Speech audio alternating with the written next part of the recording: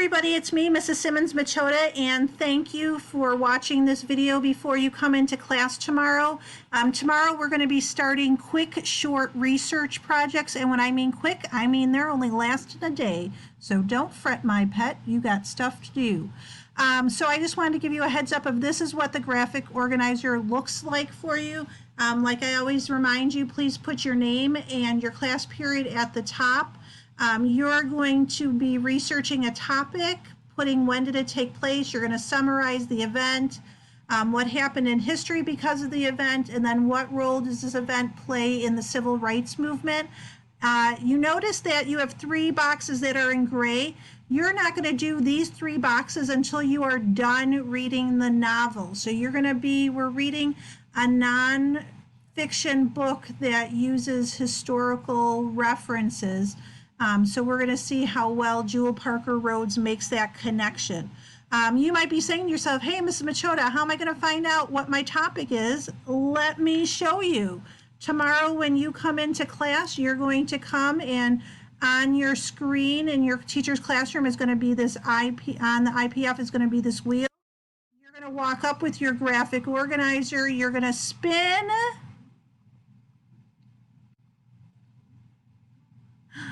And the Jim Crow laws. And you might say, hey, Mrs. Simmons-Machota, I heard about those, but I don't know what they are.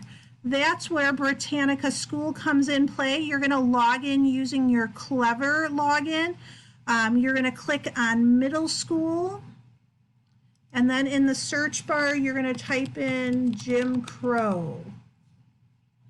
There are tons of articles on here about Jim Crow. So let's start at the top.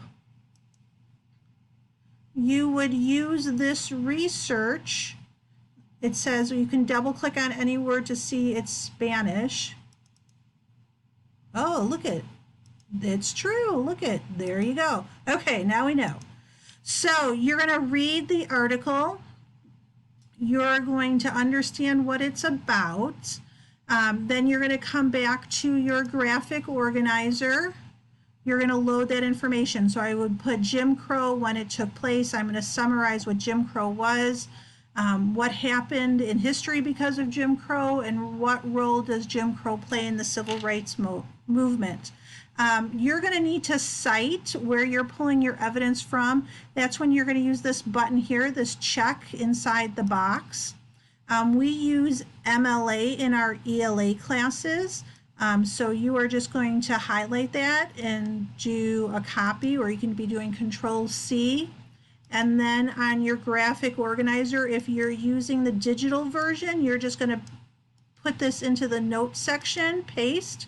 If you are working on a paper copy, you would just write this on the back of your graphic organizer. I hope that gives you a heads up on what we're going to be doing in class tomorrow.